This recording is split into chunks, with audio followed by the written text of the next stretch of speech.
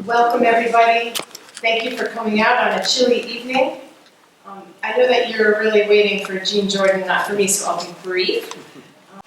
And I have a few people and organizations to thank. We would not be here this evening if we had not received a community fund grant from Veolia. Our sponsors are Fiddleheads Food Cooperative. Fiddleheads has sponsored all of our programs this year and last year. And we have a couple of new organizational and corporate sponsors that I need to thank, Connecticut College and also Ace Hardware.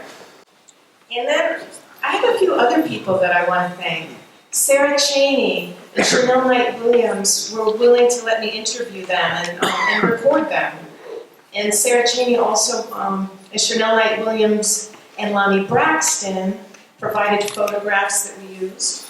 Tom Shook found some amazing information about Sadie Harrison, so that's going to be a really interesting part of tonight's program. And I want to thank our venue, VP Learned Mission, and the Child and Family Services, because they have opened up this space to us a number of times. Their staff has always been so welcoming and so supportive. And without further ado, Jean Jordan.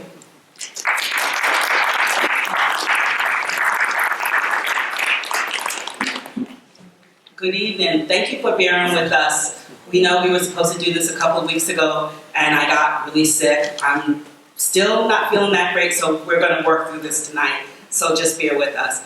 Again, I'd like to acknowledge a few people, and Laura has already acknowledged them, but I'd like to acknowledge Lonnie Braxton, former New London NAACP president.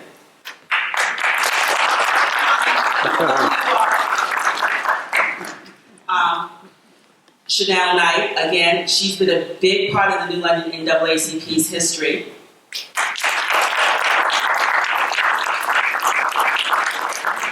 And Mrs. Sara Chaney, who we always call our weapon of mass destruction.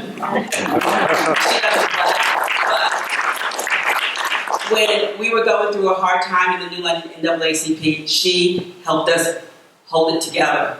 And that's the reason why we're able to do some of the things we do now, is because she held it down for us. So the history of this is kind of the history of the New London NAACP and the history of New London. New London is a tale of two cities. There's the white side, there's the black side. And whatever was going on the white side of the city, you also had the same thing going on the African American, the black side. It was equal, but not, it was separate, but not equal. So if you had something going on one side of town, you also had something going on the other side of town. So we're going to start talking a little bit about New London and their social organizations. So bear with us, please.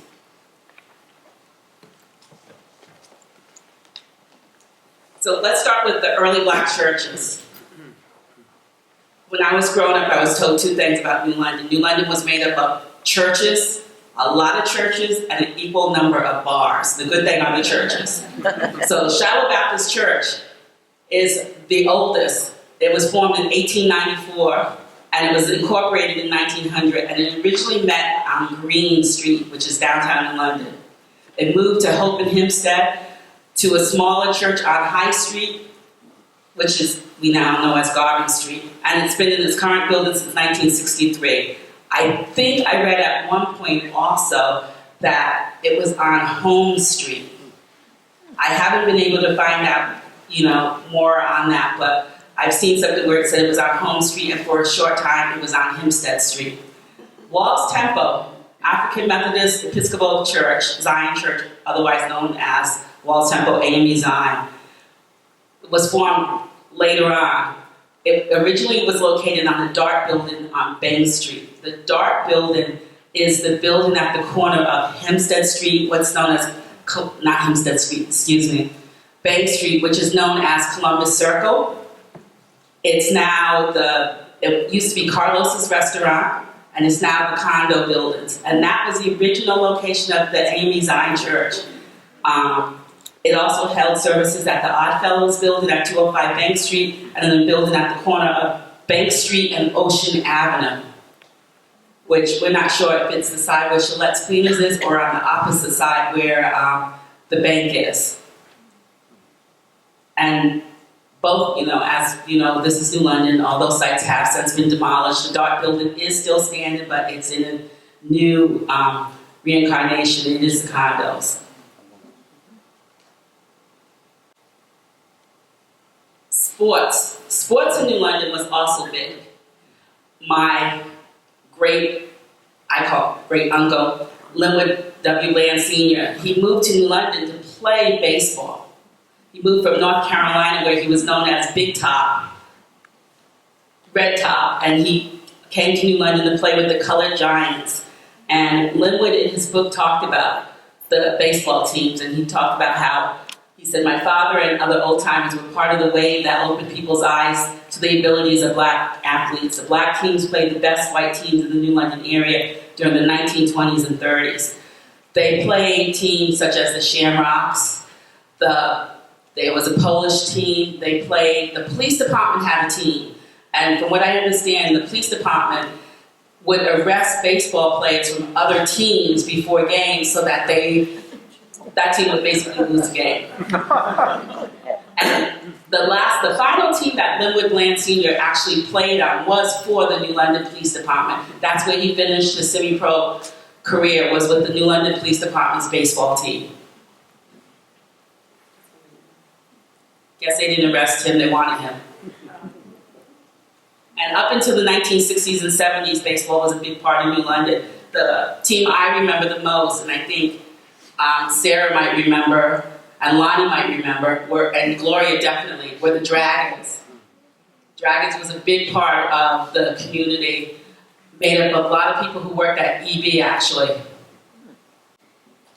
Then there were the clubs. Tiny's Heatwave was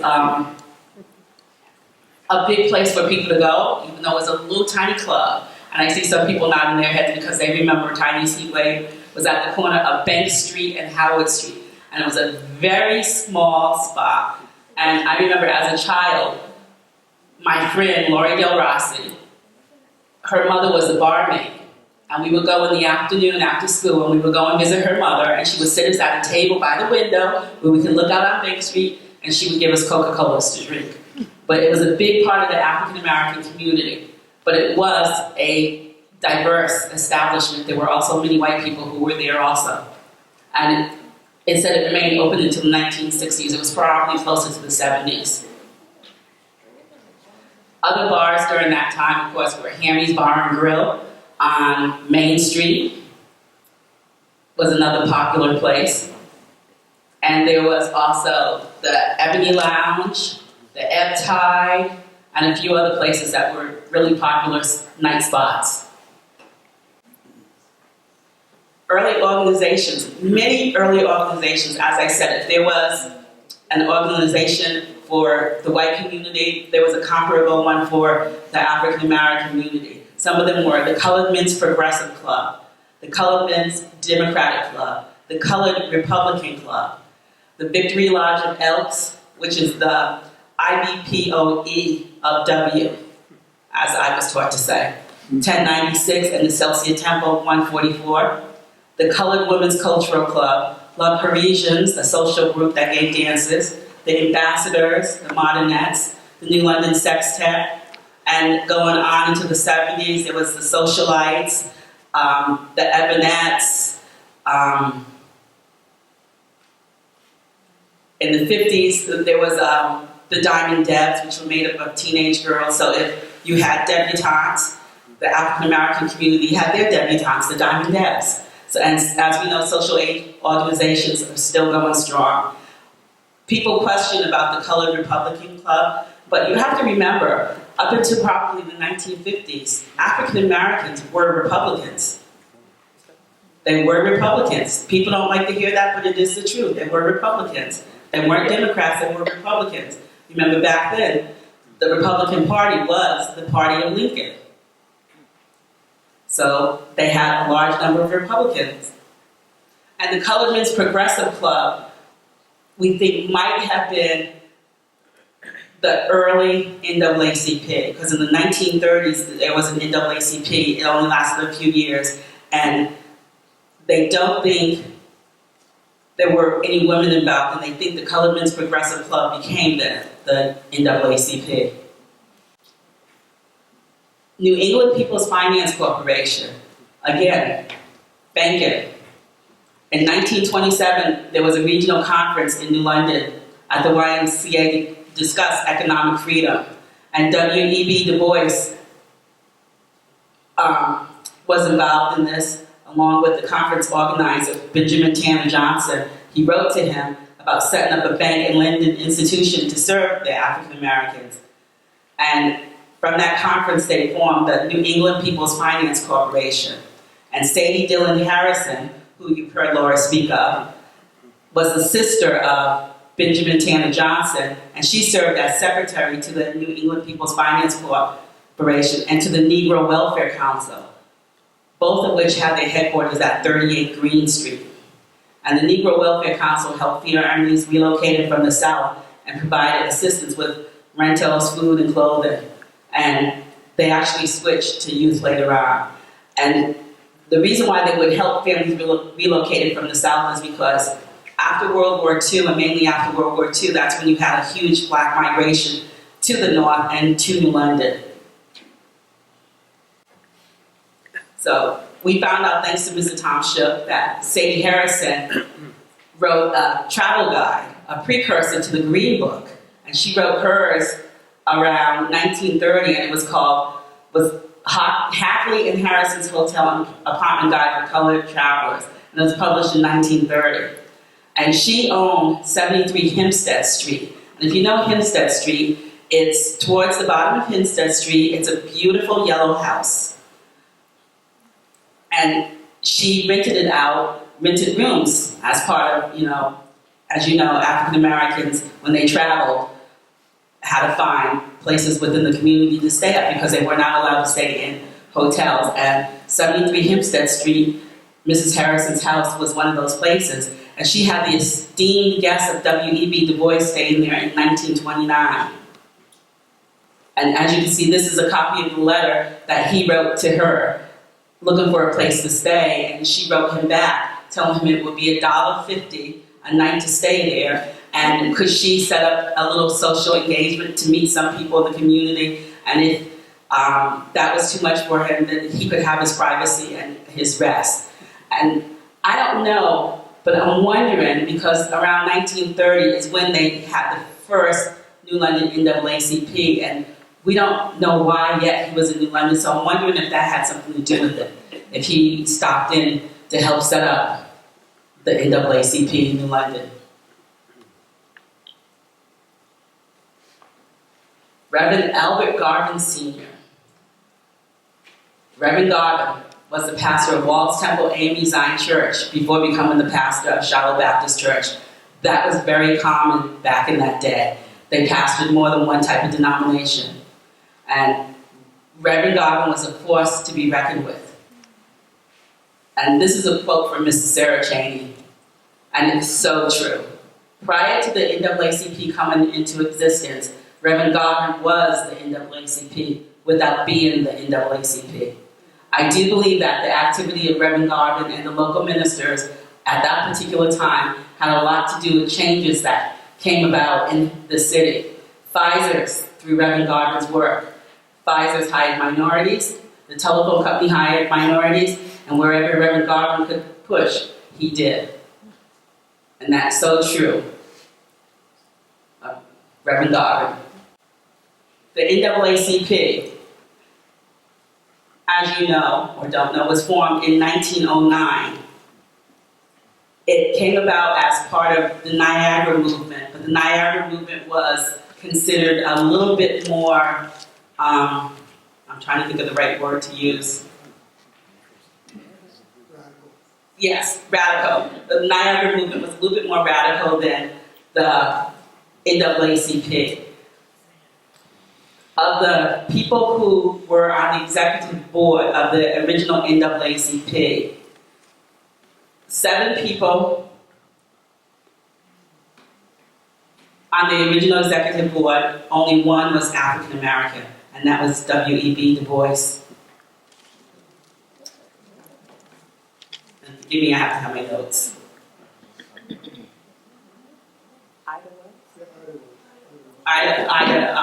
It's Ida B. Wells. Ida B. Wells Yeah. was the other one. Mary White Overton was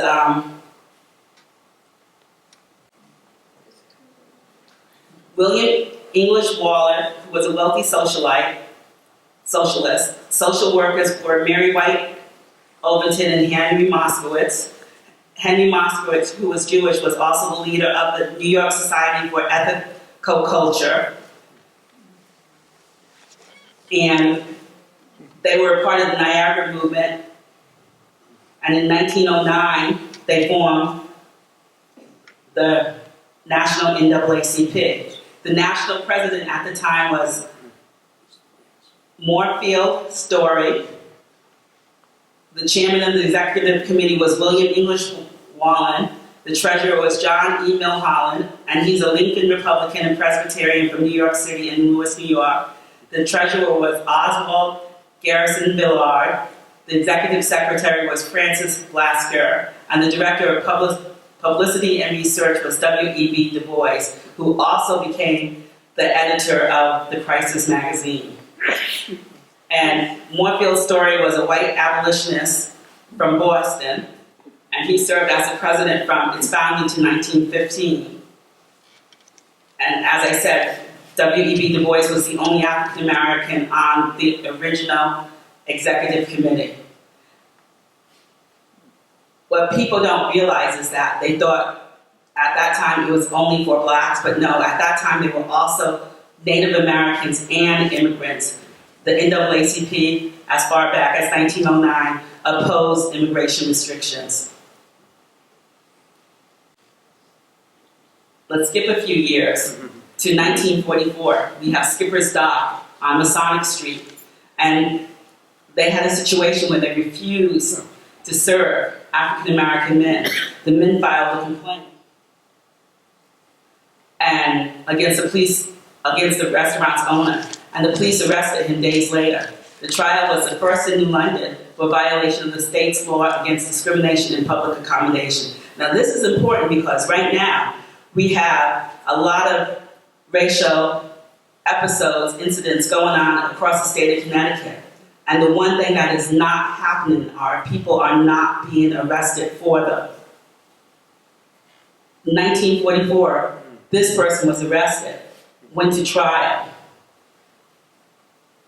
The prosecuting attorney argued that the violation is not punished in this instance, and in this place, other places will be encouraged to display similar discrimination, and soon there will be no place other than those operated by their own people, where the colored people can be given equal rights to which they are entitled. So the judge found the defendant guilty. He gave him a small fine and stated, the cure for racial or color intolerance does not lie in criminal prosecution. Again, we have incidents going on today, and no one is being arrested for them. But in 1944, they had the foresight to actually follow the law and arrest someone. Is that rescue building taken down by Urban Renewal, you know? I think so. Yeah, it was on the corner. If it's not standing, it most likely was urban renewal. That's how we do things in New London. The law firm is. Right. Minstrel Shows. 1961, the Waterford VFW scheduled 3 blackface minstrel shows. The New London NAACP president, Norma Albright, wrote to the commander, much damage will be done if your organization proceeds with the show as originally proposed. It would be beneficial to all if the organization would delete the blackface and dialect. And the commander responded, it's still a free country and the show will go on as planned. He added that the NAACP should be proud that the VFW was honoring blacks in that fashion. Again, 2019, Shelton, Connecticut, middle school students are posting blackface pictures on Facebook. We have a state law regarding racial intimidation. Has anything been done? No. But the NAACP has gone to Shelton and they have been trying to educate those youth on what blackface means, what minstrel shows are. And even after they gave them that education, they had another incident. The Shelton Middle School students, the same middle school students who posted the blackface pictures, went on a trip to Washington, D.C. They visited the Holocaust Museum. They visited the African American Museum. However, while at the African American Museum, one of their youth decided to reach over her balcony and spit on an African American family. And the response was, they were just being children. I don't know about anyone else, but I was a child. We didn't spit over balconies on people. They didn't happen in the Holocaust Museum, but it did happen in the African American Museum on a family. And the response from the middle school principal, as I said, was they were just being children. There was nothing racial about it. 2019. Still going on. 1961. The more things change, the more they stay the same. The New London NAACP. Charter Day. September 9th, 1956. In order to have a charter, you must have 50 members. This branch had 85 members. Sara Chaney was one of those people who went out and helped to get those 85 members. Her grandmother is on the charter. Again, they needed 50 members, they got 85. But before 1956, you had a civil rights club formed by Ernest Kidd, John Cosby, and Herman Nathaniel. And they formed to fight local employment discrimination.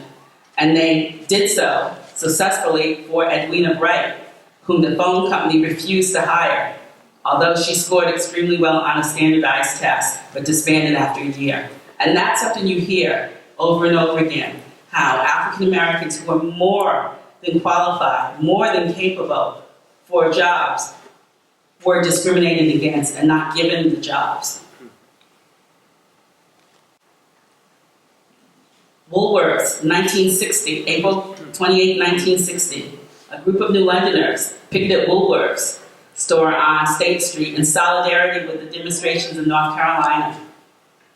Earlier, the New London NAACP had voted to write the national Woolworths rather than picket the local store.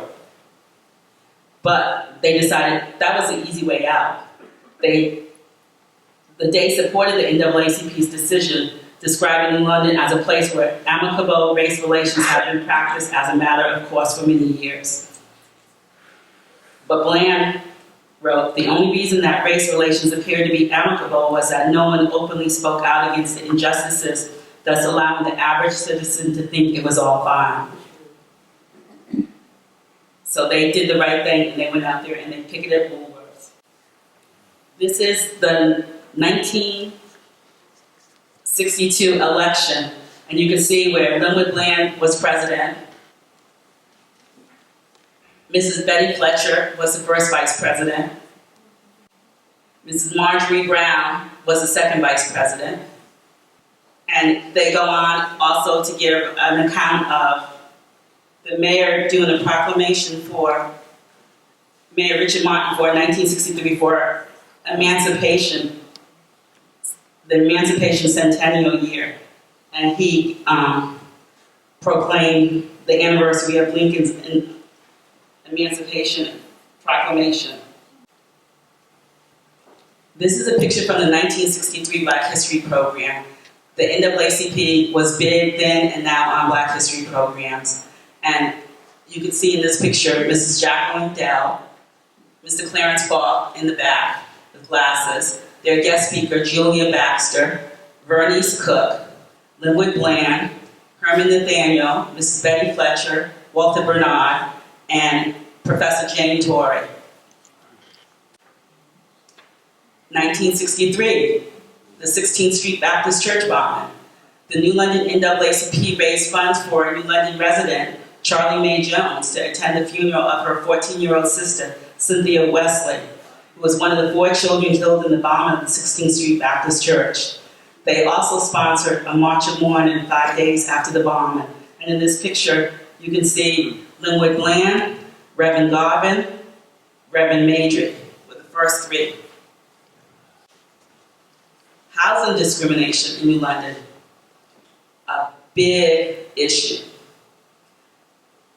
Mrs. Williams can tell you about that. She had some issues, and she said, we were almost already getting married before we found somewhere to stay. Because people, you go and you look in the paper or whatever and call the people, and once they see you, they say, oh no, it was rented. Or always, it was rented already. And Spencer Lancaster said the same thing. He bought a house in 1962, and people, well, they're not on the street now, but there was a petition to keep him off the street. There was also a rental bias case where a police officer arrested the landlord because they would not rent to Mrs. Virginia Pemberton. And Professor Jane Torrey went there after Mrs. Virginia Pemberton to see the house, and she gave a $10 deposit because she was told she could rent the place, whereas Mrs. Virginia Pemberton was told she could not. So the police actually arrested the homeowner. Do you see a pattern here where discrimination cases, people were actually being arrested in the 60s and 50s, 2019, no one's being arrested. And it was Patrolman Harold Vincent who enforced the Connecticut Fair Housing Law, wherein the property owner falsely told the prospective tenant that the apartment had already been rented, and the NAACP honored Officer Harold Vincent. Freedom Summer, June of 1964, a coalition of Mississippi branches of civil rights organizations, including the NAACP, launched Freedom Summer with the goal of registering as many African Americans as possible to vote in Mississippi. The New London NAACP did a voter registration along with the New London NAACP youth. And in this picture you can see Attilia Green and the Dantzler sons helping to register voters. The New London NAACP was formed by the New Britain NAACP, and in turn, the New London NAACP helped form the Norwich and Colchester branches. And one of the reasons was that New London, Norwich, Colchester is a large area, and Norwich and Colchester were having their own issues, and Linwood felt that he was spending a lot of time investigating issues in those towns, and they needed to have their own branches. So, New Britain helped form New London helped form Colchester and Norwich in turn has helped form and revitalize the Willimantic branch. The New London NAACP had a publication called The Conscience, and it was a monthly publication, and they were able to win an award, and Dr. Peter Singh was the editor of the New London Conscience. And I think Dr. Peter Singh, I think he might still be at Connecticut College. Is he not there anymore? Okay. I know there was someone recently I met up there with the same last name. And I'm happy to say that the New London branch of the NAACP will be resurrecting the New London Conscience, starting hopefully in January. I don't know if we'll be able to do it monthly at first, but hopefully we will start doing it quarterly. And we hope to have a lot of writing from the youth. And anyone in here who wants to contribute something will be welcome. But we will be resurrecting the New London Conscience. Benny McKissick Dover Jackson. Mrs. Dover was an experienced teacher when she moved here from South Carolina in 1947. And like many African American teachers who came from the South, she was told that they didn't have colored teachers here. You have to go do some day work. They also told the teachers who came up from the South that their education wasn't enough and you needed to go back to school here. But Mrs. Benny Dover Jackson was the first African American teacher in the New London Public Schools. She taught second grade for many years at Jennings School, and she retired from Winthrop School. She was head teacher at Wallace School. But there's another McKissick story that's not been told, and that is of her brother, Harold McKissick. Wallace McKissick. Why didn't you say Harold? Wallace McKissick. He came up and he went to Benedict College. He was in the mortuary trade. He had degrees in that. He also had degrees in biology. And what he wanted to do was he wanted to work for a funeral parlor. Well, he was told he would get jobs in the funeral parlor, but every funeral parlor he went to denied him. Finally, it was suggested to him that, why don't you go to the public schools? See if they have a job for you. He met with the superintendent of schools, who told him there were no jobs. In the meantime, he had sent for his coursework from Benedict College, and Benedict College, instead of sending it to New London, sent it to the State Department of Education. He received a letter from Benedict saying his credentials were with the State Department. He went up to the State Department. They gave him a little runaround until he presented the letter from Benedict, and then they said, well, this is the list of jobs, and there was one in New London. Went back to New London, was told, oh no, that job doesn't exist anymore. As he left, a secretary said to him, have you met with the principal? And he said no. She said, you should go speak to the principal. He went to New London High School with his credentials, met with the principal, had an interview on the spot, and was hired. And was there for, over 30 years, teaching science at New London High School. So we have two McKissicks in the school system, Mrs. Benny McKissick Dover and Mr. Wallace McKissick. Both told no at first, but made a great mark on the students in New London. Betty Fletcher. Betty Fletcher became New London's first black school principal, but she's also the first African American who grew up in New London to become a teacher in the system. She worked in the New London system for 25 years before taking a job in Stanford. In addition, she worked with the New London youth. They conducted a survey for the NAACP, I think it was 1962, about the amount of assistance dislocated families were getting from the redevelopment agency during urban renewal. The agency was supposed to provide $300 assistance to all dislocated families, but Fletcher's survey revealed that only 22 non-white families received this assistance. Mrs. Sara Chaney. Under Linwood Bland's leadership, New London NAACP intervened on Mrs. Chaney's behalf when the Hartford National Bank on State Street denied her a job. Now, Mrs. Chaney was more than qualified. She had worked at Chase Bank in New York City. When Bland spoke to the local bank manager, the manager said, our experience shows that females with children are unreliable. So we have two discriminations, black and female. Former Mayor and City Councilor Harvey Mallow told Bland that the bank wouldn't hire Jews either. Bland called the State Civil Rights Commission and Mrs. Chaney got a job. And I think her job was, you trained people there at the bank, right, on the business machines. So she had to train all those other people. And she was the first black woman hired by a bank in New London. Being a black girl in this town was not a given that you were going to get a job downtown or in anybody's office. And you know what I mean? You could go to the manufacturing places and you could get a job.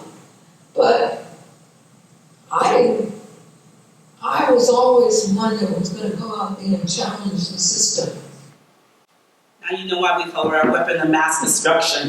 She does challenge the system, and she teaches all of us to challenge the system. Chanel Knight Williams. Mrs. Williams was the first Black woman to be hired as a clerk typist at Electric Boat. Again, same story over and over again. She repeatedly applied and was turned down, despite having gone to New London Business College and having excellent typing and shorthand skills. She was hired in 1965 after Bland met with EB officials. In the 1980s, when she asked her supervisor when she'd get a computer, he told her, "After I've given 20 white girls theirs." Mrs. Williams retired from EB in 2014. When I got ready to get a computer, I had to do my own survey done to find out, why I deserve a computer. The white girls didn't have to do that. And one of the guys that I was working for at the time, he was the one that was giving out the computers. And I asked him one day, where do I go get my computer? And he said to me, I gotta give 20 white girls theirs. And so I said, oh, okay. So I had to do the company to do a survey on me to see how much work I did to qualify for a computer. And this survey came back and said I did enough work for 20 people. That's what they told me. And so then I got the computer. 23 Franklin Street. We call it the home of the New London Civil Rights Movement. From 1992 until 1997, Linwood Bland withheld property taxes on his house at 23 Franklin Street to protest the lack of diversity in New London's police and fire departments. At that time, the last African-American firefighter, had been hired in 1978. Bland felt that paying taxes that hadn't hired a Black firefighter since 1978 was abhorrent, according to an article in The Day by Judy Benson. The house was scheduled to be sold at tax auction when someone anonymously paid his back taxes. New London Landmarks is currently rehabilitating 23 Franklin Street. When complete, it will be an affordable owner-occupied house. And I think since 1978, we've had what? Lonnie, has it been three or two? Two African-American firefighters since 1978. African-American exhibit goes to New London High School. As part of Linwood writing his book, he also did some interviews and set up interviews for New London Historical Society. And as part of that, they had this exhibit, From Slavery to Civil Rights in Southeastern Connecticut. And it shows the history of the civil rights in New London, and it has various people from the city of New London as part of the exhibit. And when New London Historical Society dismantled it, it was given to New London High School with the hopes that they would keep it up someplace. The last I heard, it was under the stage at New London High School in parts. So that's something that we need to get on, and we need to find where that is, because this needs to be someplace on permanent display.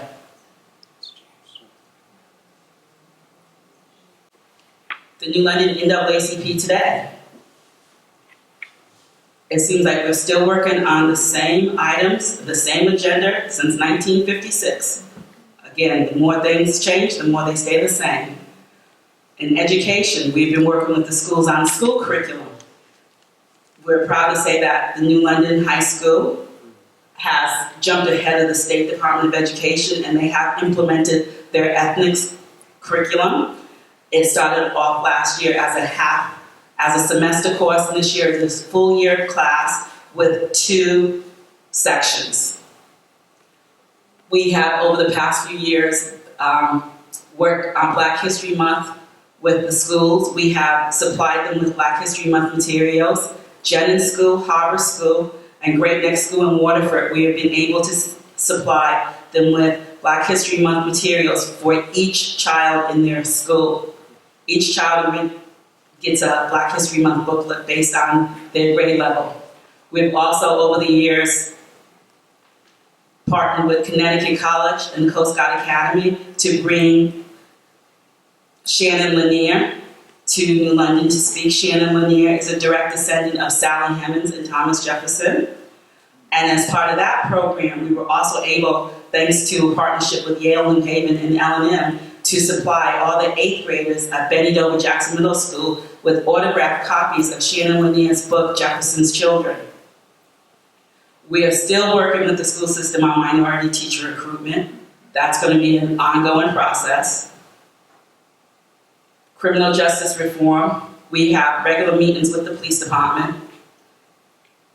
We're still pushing for the body cameras. One of the problems with that is that New London does not have the infrastructure at the police department to be able to upload the information that they have. So whereas the school system, when it comes to technology, is a little bit ahead of its time with some of the stuff they do, the police department is still in the 1960s. But I'm happy to say that they did receive a commendation from the Racial Profiling Committee in that the fact that they do everything by hand their information was very accurate when they went through it. We've been partners with the League of Women Voters and Centro de la Comunidad to host election forums over the years. We still investigate and fight against discrimination. One of our biggest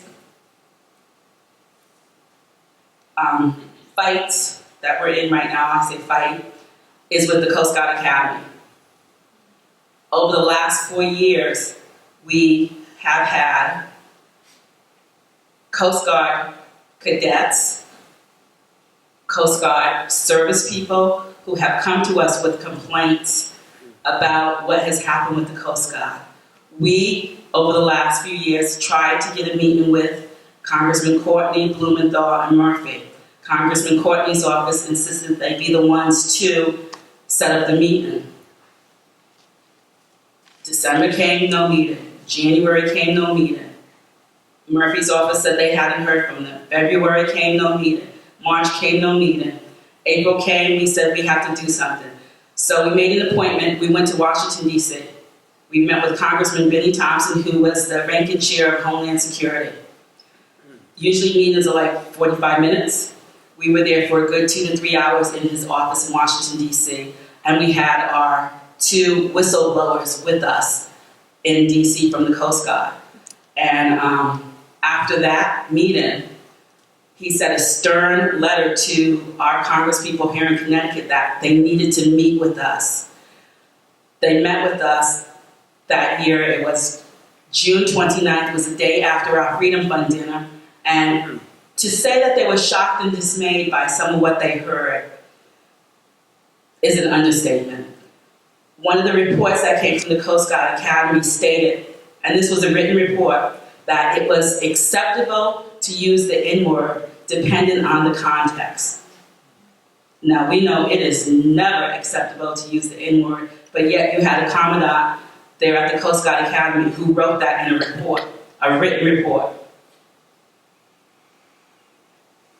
We seem to have 2 different factions of the Coast Guard, whereas now, under Admiral Kelly, they seem more willing to work with us. The National Coast Guard, however, is not handing over paperwork in a timely fashion to the Homeland Security Committee.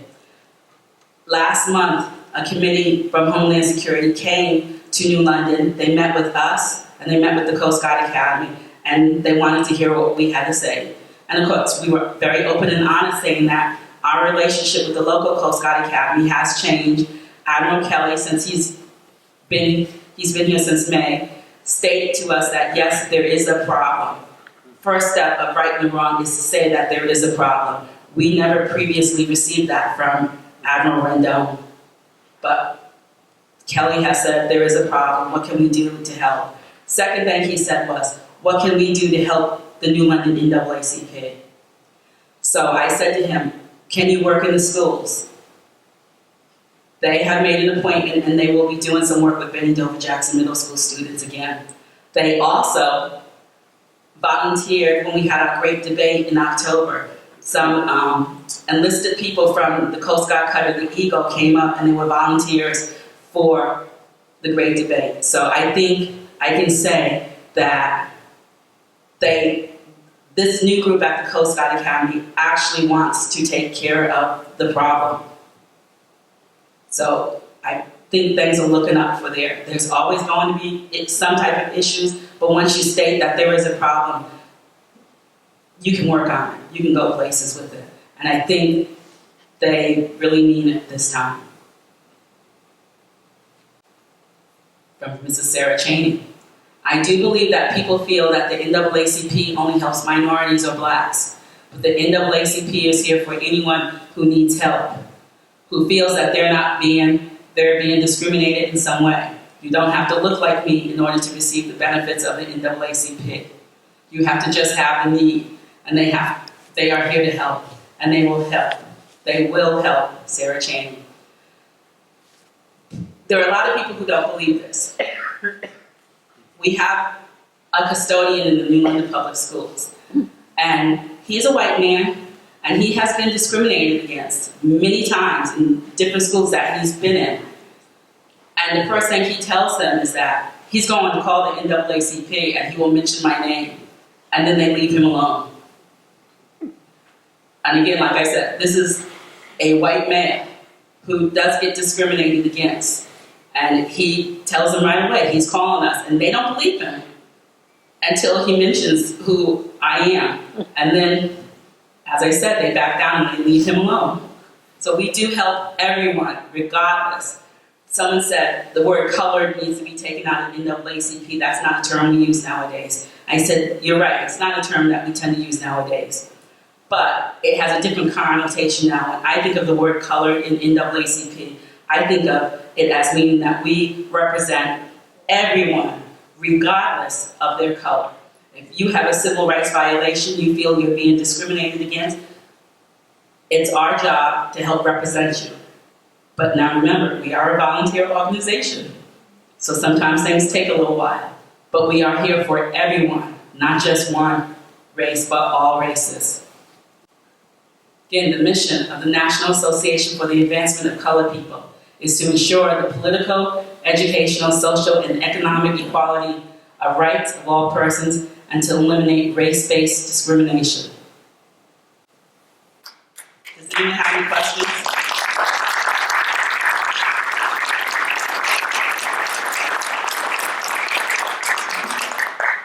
Any questions? What's the great debate? The Great Debate is based on Wiley College, which is a historical black college, and Harvard University. They debated, and a movie was made called The Debaters with Denzel Washington. And 10 years ago, the state of Connecticut, the state NAACP, started a debate program.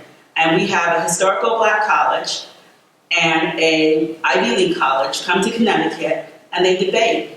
And we do it now on a school day as a field trip. And I can tell you this last one, which was October 28th, I think it was, Monday, we had 10,000 students at the Excel Center in Hartford. And when I think about it, I'm still shaking because it was a lot of kids. And it was Howard University versus Harvard University. 10,000 kids. Channel 8 actually live streamed it. In fact, you might have seen the commercials on Channel 8 a lot after the debate was over. They seem to be using it to promote Channel 8. So 10,000 people.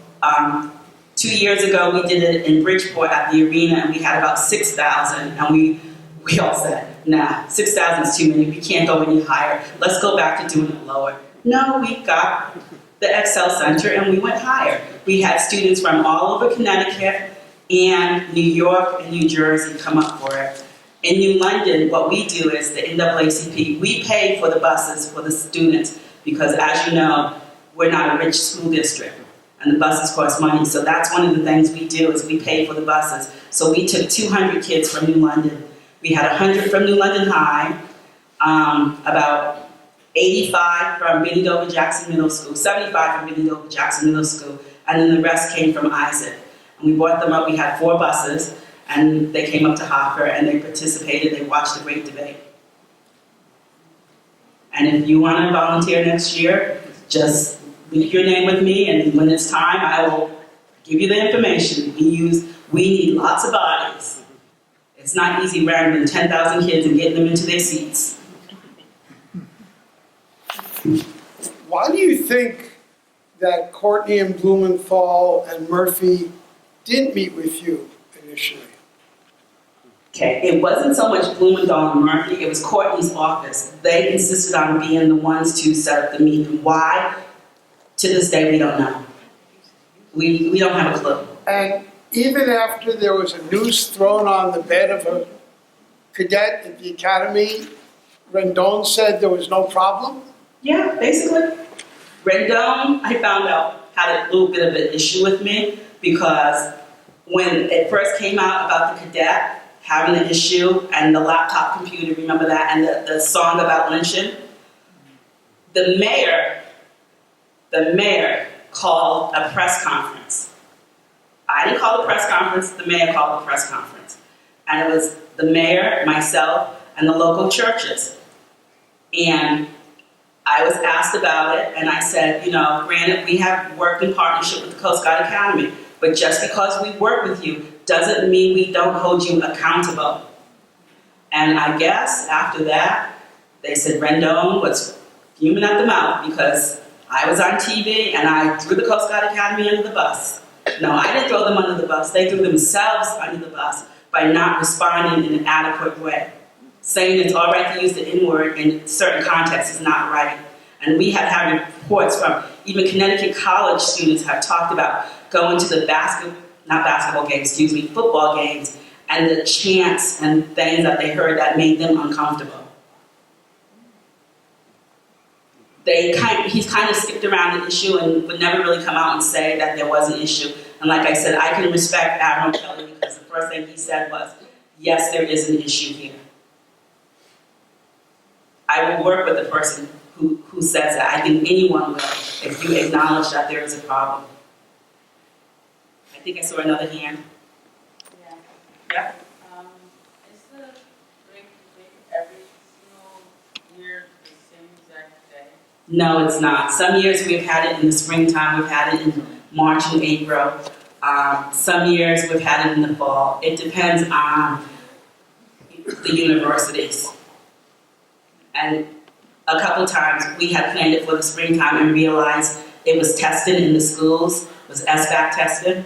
So we had to cancel and postpone it into the fall because you don't want to do something like that during high stakes testing. Has the city of New London ever acknowledged the fact that they have difficulty in hiring minorities or, let me say this, blacks for the fight? Some of us can't hear the question. Okay, her question is, has the city of New London ever acknowledged that they have difficulties in hiring blacks for, say, the fire department? Yes, they have. And they've talked about different ways of doing it. They have a curriculum for a youth fire program, but they haven't been able to get that off the ground as of yet. But yeah, it has been acknowledged. And it's been talked about different ways of going about hiring minorities. Even on the school system side, that has been discussed. In fact, one of the things that the state NAACP has done was we've had some education forums, and we've brought up people from the HBCUs, the historical black colleges, and they talked about if we send them our kids, they will prepare them as teachers and send them back to us. And I know New Haven and Hartford have used the HBCUs to hire minority teachers. And New Haven, I know for their bilingual staff, has gone to Puerto Rico. The problem is that those school districts can offer contracts right then and there, and New London isn't they're not able to do that. And I know I talked about this, that when I graduated from college, I went to a job fair in Boston, and I was offered jobs and contracts on the spot, along with help with housing and help with college tuition. We're not able to do that. So we need to really think outside the box on how we're going to get those teachers. But the other thing is not just getting the teachers, but retaining them. And the same with police and fire department. We need to retain what we have. Is that because of budget restraints? Yes. Yes. I know Meriden hired their first black teacher 30-something years ago, Mrs. Teal, and they hired her from Chaney State University in Pennsylvania, which is an HBCU, and they brought her to Meriden, and it was through the NAACP that helped her get settled and everything. So, and we're willing to help as much as we can, and we know the community is willing to help, but there are restraints. You can't hire a person right there on the spot with a contract if you're not sure there's going to be a job. I was wondering if the black churches are still as strong as they were when Reverend Garvin was doing all his work with the churches. With the NAACP, not so much. There are a few that are really there with us that we can count on, but all of them know. In fact, we've been talking about this, about having a meeting with them to see what's going on. We need to see you. The NAACP has always been a church-based organization, and we're just not seeing it. And I know other NAACP branches have said the same thing. Well, thank you for coming.